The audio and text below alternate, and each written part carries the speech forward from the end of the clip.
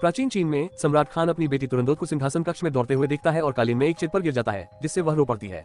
ये कालीन महाद्वीप का प्रतीक है और चेद मालविया है, एक छोटा सा शांतिपूर्ण राज्य जिसके साथ उन्होंने अभी तक संबंध नहीं बनाए हैं। कालीन को भरने के लिए खान अपने आदमियों को जनरल बोयान के नेतृत्व में मालविया भेजता है। मालविया में शाही परिवार 3 जादुई कंगन पहनता है, एक राजा के लिए, एक रानी के लिए और एक राजकुमार के लिए।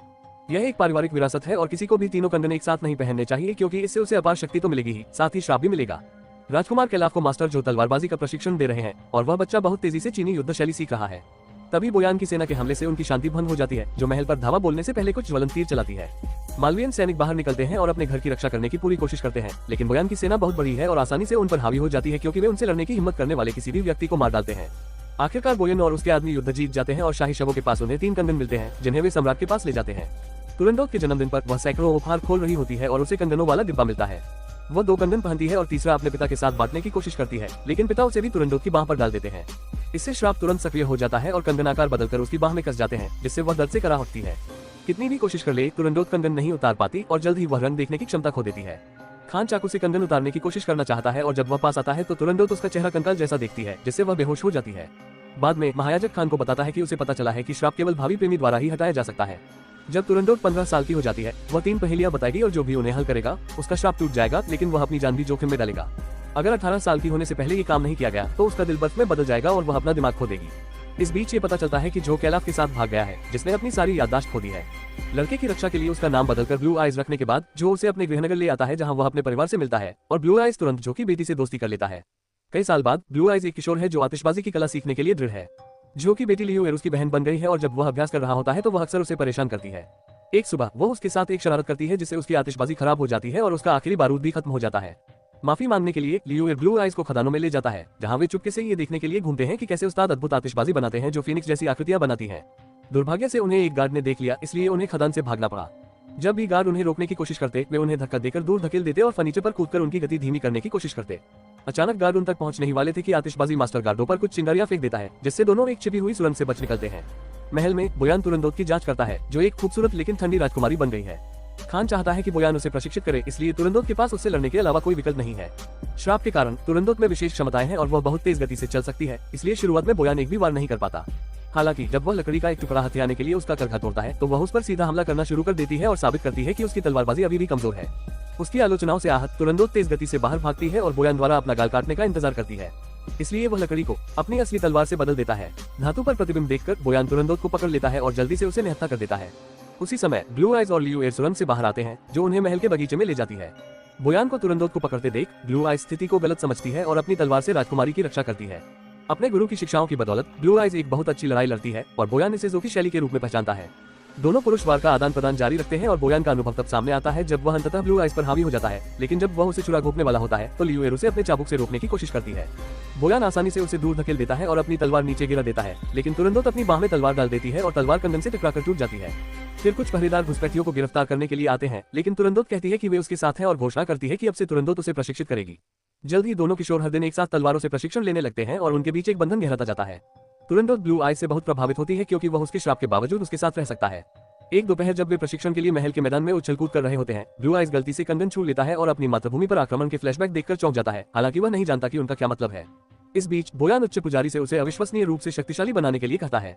एक गुफा के अंदर एक छोटी सी गुप्त झील में पुजारी एक विशेष अनुष्ठान करने की कोशिश करता है, जिससे बोयान सोने से ढकने लगता है, लेकिन ये काम नहीं करता और सोना गायब हो जाता है। बोयान सोचने लगता है कि क्या उसे शक्ति प्राप्त करने के लिए खान को मारना होगा, इसलिए पुजारी बताता है कि बोयान तुरंदोत से शादी कर सकता है। कुछ समय बाद ब्लू आइज तुरंदोत को इतना याद करता है कि वह पूर्णिमा के दौरान उससे मिलने जाता है, जो एकमात्र रात होती है। उसे दूर रहना चाहिए। जब वह उसके कमरे में घुसता है तो उसे कपड़े के कई टुकड़ों से बंधा देखकर वह चौंक जाता है और उसे काटने लगता है, उसकी चेतावनियों को नजरअंदाज करते हुए कि उसे अकेला छोड़ दो। कंगन उसकी त्वचा में सामान्य से ज्यादा धंस रहे हैं और जैसे ही वह आजाद होती है उसकी आंखें बदल जाती हैं और उसे ब्लू आइज एक कंकाल के रूप में दिखाई देता है। जल्द ही श्राप हावी हो जाता है और तुरंदोत कपड़े को हथियार में बदल देती है और ब्लू आइज पर हमला करने की कोशिश करती है, जो उससे सच्चे शब्दों में बात करती है और अपनी तलवार से उसके हथियार को रोक देती है। उसके शब्द उसे इससे बाहर निकलने में मदद करते हैं, लेकिन वह गुस्से में है क्योंकि उसने उसका नियम तोड़ा था और लगभग मर ही गया था, इसलिए वह उसे फिर कभी न आने के लिए कहती है।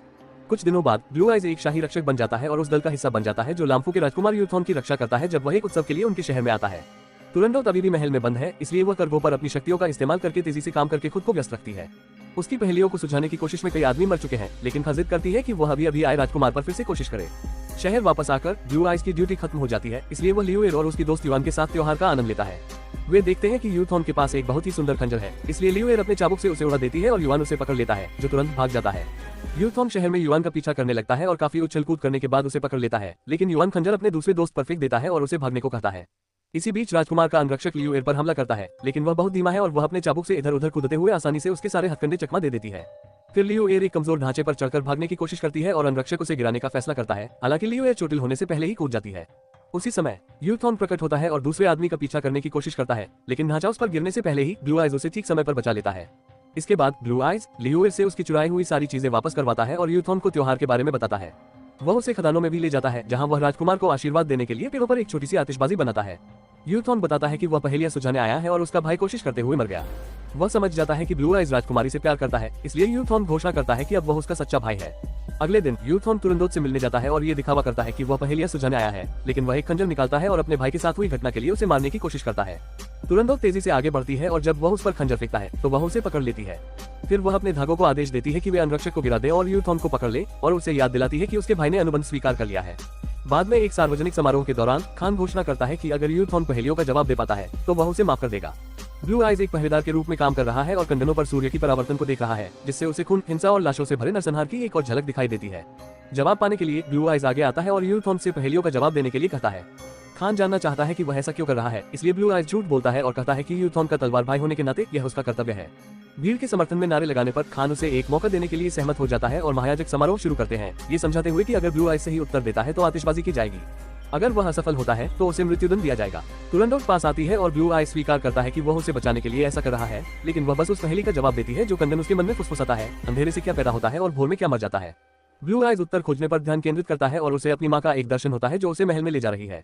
फिर ये दिन बदल जाता है नरसंहार, जिसके दौरान राजा गंभीर रूप से घायल दिखाई देते हैं।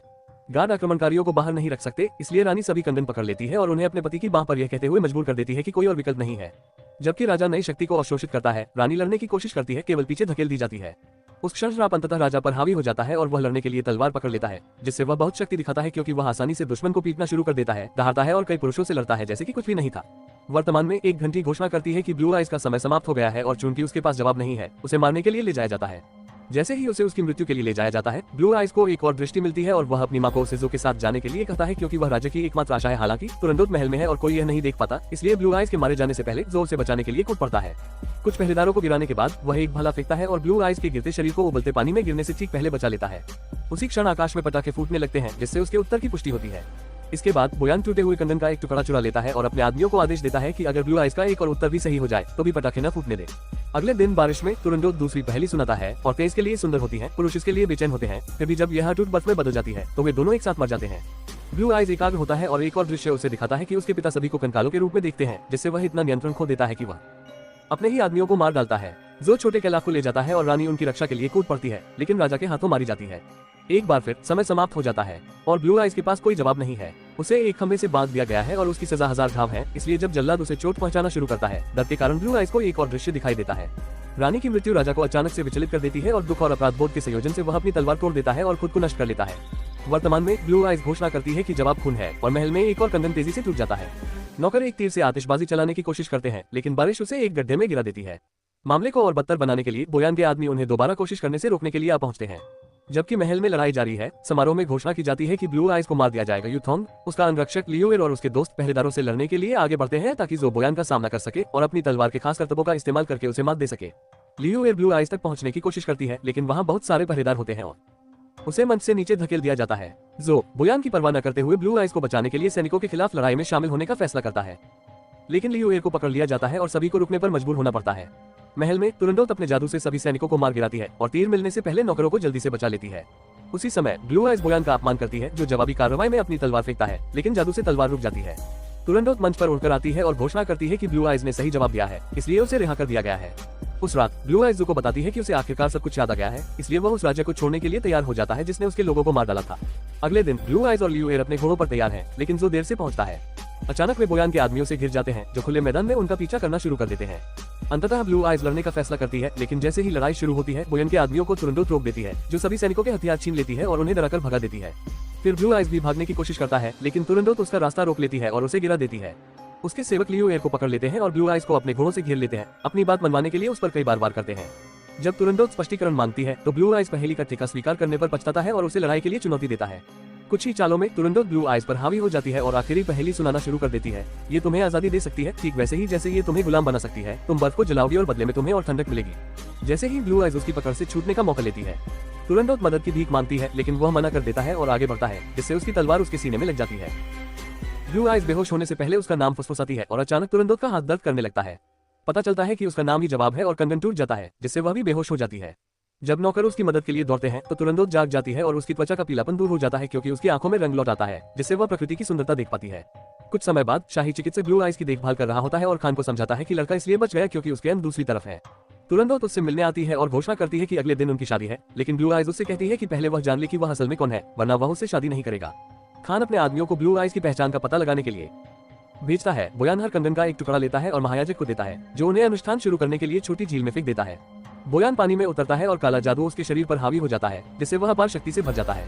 अनुष्ठान पूरा होने के बाद बोयान अपनी तलवार से नतीजों की जांच करता है, लेकिन उसके सारे जख्म तुरंत भर जाते हैं। फिर वह ज्यादा जानने के लिए महायाजक पर वार करता है। शाम को ब्लू आइज एक रेस्टोरेंट में नशे में धुत है, क्योंकि उसे इस बात से नफरत है कि वह दुश्मन की बेटी से प्यार करता है। ये सुनकर लियू तुरंदोत को सच्चाई बताने के लिए दौड़ पड़ती है। इस बीच बोयान जो से मिलने जाता है और उससे ब्लू आइज के बारे में पूछता है। जो बात करने से इनकार कर देता है और लड़ाई शुरू हो जाती है, लेकिन जो से कितनी भी बार चोट पहुंचाए, बोयान के जख्म हमेशा भर जाते हैं। बचने के लिए बेताब जो खिड़की से भाग निकलता है। उसी समय महायाजक मदद की भीख मांगने खदानों में पहुंचता है। कुछ क्षण बाद ब्लू आइज अपने घर में घुसने की कोशिश करता है, लेकिन बोयान और उसके आदमियों द्वारा उसे पकड़ लिया जाता है। जब वे उसे ले जाने ही वाले होते हैं, रहस्यमय सैनिक आते हैं और बोयान के कुछ आदमियों को मार डालते हैं, इससे पहले कि नेता उस पर तीर चलाता। बोयान उसे अपने हाथ से पकड़ लेता है और ब्लू आइज को मारने की धमकी देता है, ये जानते हुए कि तीरंदाजा तुरंदोत है। फिर वह बताता है कि उसे मालवीय राजघराने के प्रतीक चिन्ह वाली एक जैकेट मिली है, जिसका मतलब है कि ब्लू आइज दुश्मन है। तुरंदोत को इसकी परवाह नहीं है और वह ब्लू आइज को बचाने के लिए कोई भी शर्त मानने को तैयार है, इसलिए बोयान उससे शादी करने के लिए कहता है। अगली सुबह ब्लू आइज को खान से मिलने ले जाया जाता है, जो अपनी बेटी को बचाने के लिए दुश्मन होने पर भी उसे आजाद करने का फैसला करती है। ब्लू आइज अब भी बदला लेना चाहता है और जब बोयान उसे चुप कराने की कोशिश करता है तो तुरंदोत उसे बीच में ही रोक देती है, जो महायाजक और सच्चाई लेकर आती है। जिस दिन बोयान की सेना मालविया आए, खां के आदेश थे कि केवल शांतिपूर्ण संबंध स्थापित किए जाएं।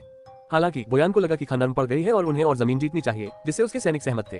फिर उसने दूत को मार डाला और ऐसा दिखाया जैसे मालविया ने युद्ध छेड़ने के लिए ऐसा किया हो। वर्तमान में वापस आकर बोयान पुष्टि करता है कि कहानी सच है और अपने सैनिकों को बुलाने से पहले पुजारी को मारने के लिए कवच का एक टुकड़ा इस्तेमाल करता है, जो तुरंत महल पर धावा बोलकर नौकरों को मार डालता है। फिर बोयान बताता है कि वह शादी के तोहफे के नाम पर पटाखे लाया था और उन्हें फोड़ने के लिए उन पर कुछ जलते हुए तीर चलाता है। हालांकि पटाखों के उस्ताद ने उसके इरादों को भांप लिया था और पटाखों से एक विशाल अजगर बन गया, जो बोयान की सेना पर हमला करता है और कुछ ही सेकंड में उसे हरा देता है। अपने सैनिकों को गिरते देख बोयान गुस्से से पागल हो जाता है और कुछ शाही रक्षकों से लड़ता है और जल्दी ही उन सभी को मार डालता है। फिर वह खां को सिंहासन के लिए चुनौती देता है और सम्राट उसे स्वीकार कर लेता है, ये सोचकर कि वह उल्कापिंड से बनी तलवार से उसे हरा सकता है। हालांकि जैसे ही वह बोयान पर वार करना शुरू करता है, खां तलवार को धीरे धीरे टूटते देखकर चौंक जाता है। घमंडी बोयान उसे धक्का देकर दूर धकेल देता है और खां के बाकी लोग उस पर हमला कर देते हैं और बचे हुए सैनिकों पर भी हमला कर देते हैं। सिंहासन कक्ष में एक भीषण युद्ध छिड़ जाता है, जहां लोग तरह तरह के हथियारों से अपना हुनर दिखाते हैं, जैसे लियूएर का चाबुक और यूथॉन के अंगरक्षक की ताकत। ब्लू आइज और जो मिलकर बोयान से लड़ते हैं, लेकिन उनके हथियार बेकार जाते हैं। वे बोयान को मेज पर पटकने में कामयाब हो जाते हैं, लेकिन बोयान चाकू उठाकर जो की छाती पर फेंक देता है। क्रोधित होकर ब्लू आइज उससे लड़ने की कोशिश करती है, लेकिन वह फिर से पराजित हो जाता है। तुरंदोत उसे बचाने की कोशिश करती है और बोयान उसका गला घोटकर जवाब देता है, लेकिन जब वह जो को खड़ा देखता है तो वह उसे छोड़ देता है। बोयान अपने भाई पर कूद पड़ता है और उसे मारने की कोशिश करता है, तभी लियूएर अपने चाबुक से उसका हाथ पकड़ लेती है, लेकिन वह गिर जाती है। फिर ब्लू आइज बोयान के सिर पर एक बक्सा फेंकती है, इससे पहले कि तुरंदोत उसे महल से बाहर खींच ले। बोयान तुरंत उनके पीछे जाता है, जिससे यूथॉन और बाकी सैनिकों को अपनी सेना के आखिरी सैनिकों को हराकर युद्ध जीतने का मौका मिल जाता है। गुप्त सुरंग का इस्तेमाल करके ब्लू आइज और तुरंदोत खदानों तक पहुंचते हैं और बोयान पर पटाखे चलाते हैं, लेकिन उसे कुछ भी नुकसान नहीं पहुंचा पाता। वह उस जगह को तहस नहस करना शुरू कर देता है और ब्लू आइज तुरंदोत को चोट लगने से पहले ही नीचे धकेल देती है। फिर वह और भी बड़े पटाखे जलाता है, जिससे बोयान का कवच नष्ट हो जाता है और उसकी त्वचा जल जाती है, फिर भी वह हमेशा ठीक हो जाता है। आखिरकार पटाखों से एक मूर्ति गिरती है, जो बोयान के ऊपर गिरती है और उसे नीचे गिरा देती है। ये सोचकर कि अब सब खत्म हो गया है, दोनों किशोर एक दूसरे को चूमने ही वाले होते हैं कि अचानक बोयान मलबे से बाहर आ जाता है। ब्लू आइज उस पर हमला करने के लिए दौड़ती है और बोयान उसकी तलवार तोड़ देता है, उसे पीछे धकेल देता है। फिर तुरंदोत भी उस पर हमला करने की कोशिश करती है और जब बोयान उसे मारता है तो वह उसके कंधे पर खून थूक देती है और देखती है कि यह सचमुच उसकी त्वचा को चोट पहुंचा रहा है। वापस उड़ते हुए वह अपनी खून से सनी तलवार ब्लू आइज पर फेंकती है, जो उसे पकड़ लेती है जैसे ही वह बोयान को छुरा घोंपने के लिए आगे बढ़ता है। खून की बदौलत इस बार तलवार आर पार हो जाती है और बोयान को झटका लगता है, जो तुरंत जलकर खाक हो जाता है। इसके बाद ब्लू आइज तुरंदोत के पास पहुंचती है, जो आखिरकार उसे कैलाफ कहती है और उसे बताती है कि उसकी बाहों में मरने से पहले उसे पटाखों का राज कहां ढूंढना है। अगले दिन कैलाफ मालविया वापस जाने लगता है। रास्ते में वह कई शहरों में रुकता है और स्थानीय लोगों को आशीर्वाद देने के लिए हमेशा बड़ी बड़ी खूबसूरत आतिशबाजी जलाता है। जब वह आखिरकार अपने राज्य का पुनर्निर्माण करने के लिए घर लौटता है तो कैलाफ राजा बन जाता है और भी आतिशबाजी करके जश्न मनाता है। उसके बगल में उसे तुरंदोत का भूत दिखाई देता है, जो गायब होने से पहले एक आतिशबाजी भी जलाता है।